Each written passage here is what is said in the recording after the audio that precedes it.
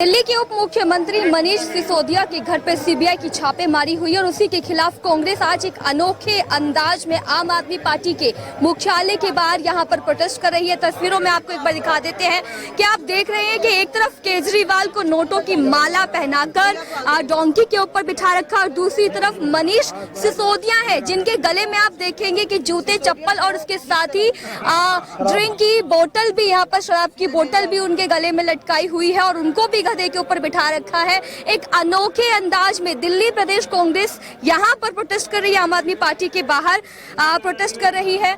जय किशन जी, आपसे पूछना चाहूंगी, आपने आज एक अनोखे अंदाज में प्रोटेस्ट किया, क्या मांग लेके गए? कांग्रेस के कार्यकर्ताओं की, जनता की भावना को कांग्रेस उजागर कर रही है। जो अरविंद केजरीवाल की सरकार आज से 8 साल पहले बड़े बड़े ड्रामे, बड़े बड़े वायदे करके सत्ता में आके बैठ गए थे और उन्होंने कहा था कि दिल्ली में शराब नहीं बिकने देंगे।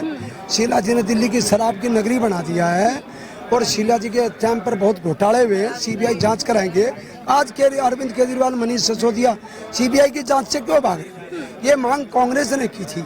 कांग्रेस ने इसके बारे में एलजी की चिट्ठी लिखी थी, प्राइम मिनिस्टर को कहा था, पुलिस कमिश्नर से मिले थे, इसकी जांच हो रही है तो भाग रहे हैं। हम तो कांग्रेस ये भी करना चाहती है कि इस जांच के अलावा जो पार्लियामेंट की जो कमेटी है, ज्वाइंट कमेटी, उसकी देखरेख भी इसके ऊपर होनी चाहिए और सुप्रीम कोर्ट के जो जजेज हैं उनकी देखरेख भी सीबीआई जांच के साथ होनी चाहिए और इनको बर्खास्त किया जाए।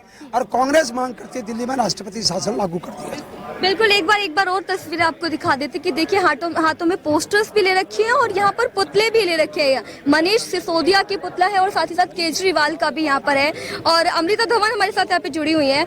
अमृता जी, आखिर आप क्या मांग लेके आई हैं? क्योंकि आम आदमी पार्टी का साफ तौर पे कहना है कि इससे पहले भी सीबीआई की जाँच हुई है और अभी भी होगी, हमने गलत नहीं किया है। देखिए, अगर गलत नहीं किया होता तो केजरीवाल सरकार शराब नीति जो नहीं थी उसको वापस नहीं लेते और पुरानी जो शीला दीक्षित जी के समय की शराब नीति थी उसको वैलिडेट नहीं करते।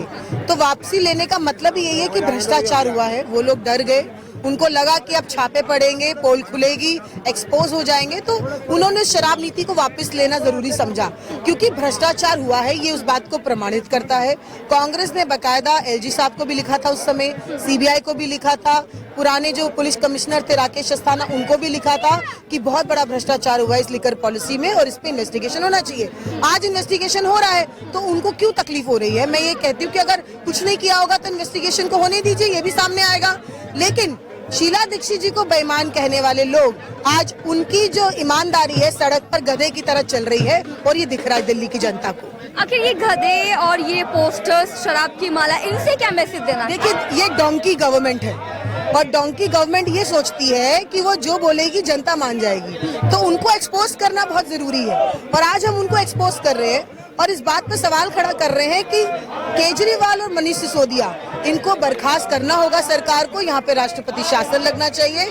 दिल्ली में शराब नहीं, जहर बिकी है पिछले 6 महीनों में, 250 से लेकर 850 शराब के ठेके कर दिए। मैं आपसे सवाल करती हूँ, जब 250 शराब के ठेके थे क्या दिल्ली में लोगों को शराब नहीं मिलती थी? क्या शराब सरकार की इतनी बड़ी प्रायोरिटी थी? क्या सरकार के लिए शराब नीति कल्याणकारी योजना मानी जाएगी? सरकार को दूसरे मुद्दों पर ध्यान देना चाहिए था, लेकिन उन्होंने शराब की बिक्री को बढ़ाना जरूरी समझा। क्यों? क्योंकि पैसा इसमें इन्वॉल्व था, कमीशन। केजरीवाल कह रहे लोकप्रियता से डर रहे हैं बाकी पार्टी वाले। देखिए, अगर बच्चों को जहर पिलाना और शराब के नाम पे लोगों की कच्ची शराब भी बांटी, अगर इस तरीके से इसको कहते हैं कि डरना है तो उनको जो सोचना है वो सोच सकते हैं। दिल्ली की यहाँ कितनी महिलाएं खड़ी हैं, किसी से भी पूछिए, हर महिला ने दिल्ली की शराब की नई नीति का विरोध किया था। हर किसी को तकलीफ थी कि हमारे घर के बाहर शराब का ठेका खुल गया है। आज वो शराब की जो नीति वापस हुई है उसमें कांग्रेस के बहुत बड़े प्रदर्शन का ही एक सबसे बड़ा रीजन है।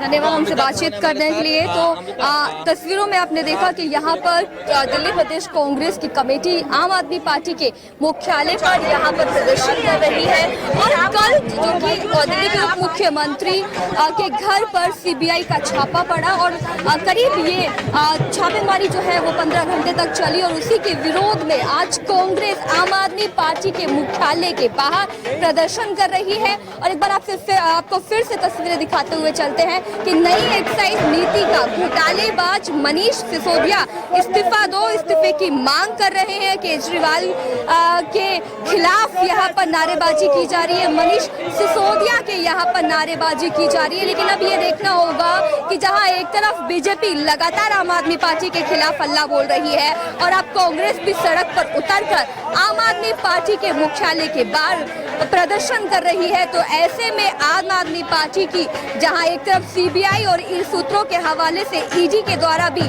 उनको सम्मन भेजने की खबरें आ रही हैं, तो ऐसे में अब आम आदमी पार्टी की मुसीबतें जो है वो बढ़ते हुए दिखाई दे रही हैं। कैमरा पर्सन रिहान के साथ ज्योति सिंह, A1 TV, दिल्ली।